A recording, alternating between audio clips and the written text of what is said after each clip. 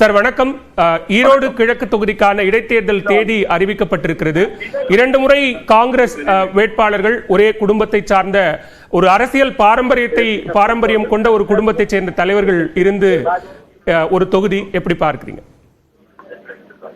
தேர்தல் அறிவித்திருக்கிறார்கள். எங்களுடைய அகில இந்திய காங்கிரஸ் கமிட்டி தலைவர் எல்லாம் இன்று சென்னை வந்திருக்கிறார்கள். டாக்டர் மன்மோகன் சிங் அவருடைய திரு ஈவிகே இளங்கோவனுடைய படத்திறப்பு நிகழ்ச்சிக்கு மாண்புமிகு முதலமைச்சர் காலை திறந்து வைத்து புகழாரம் செய்து சென்று விட்டிருக்கிறார்.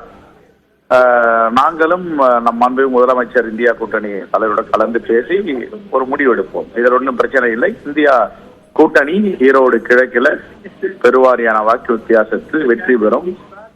3 ஆண்டுகளுக்கு மேல் ஒரு நல்லாட்சி நடப்பதற்கு மீண்டும் ஒரு அத்தாட்சியை கொடுக்க போகிறார்கள். ஆகவே நாங்கள் எல்லாம் ஒன்று கூடி சேர்ந்து முடிவெடுப்போம். இந்தியா கூட்டணி போட்டியிடும், ஆனா அங்க திமுக போட்டியிடுமா காங்கிரஸ் போட்டியிடுமா அப்படிங்கிற ஒரு கேள்வி பிரதானமா இருக்கு. அந்த கேள்வியே எழாது. எங்களுக்குள்ளே ஒரு பிரச்சனையும் கிடையாது. நாங்கள் யார் என்று முடிவு செய்வோம்.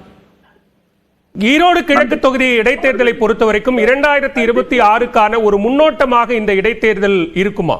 2026 இந்தியா கூட்டணி தான் தமிழ்நாட்டில் ஆட்சி அமைக்கும். அதில் மாற்றுக்கிறது கிடையாது.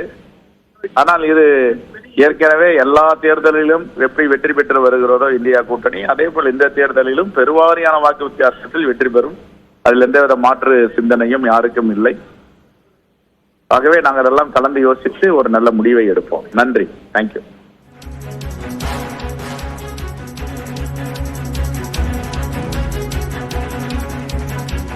ஈரோடு கிழக்கு தொகுதியில் போட்டியிடப் போவது திமுகவா காங்கிரஸா என்ற கேள்வி எழுந்த நிலையில் அது தொடர்பாக எங்களுக்குள் எந்தவித சிக்கலும் எழாது. நாங்கள் பேசி அத்தொகுதியில் போட்டியிடுவதற்கான அல்லது எங்களுடைய கூட்டணிதான் வெற்றி பெறும் என்கிற நம்பிக்கையை தமிழ்நாடு காங்கிரஸ் கமிட்டி தலைவர் செல்வ பெருந்தகை முன்வைத்திருக்கிறார்.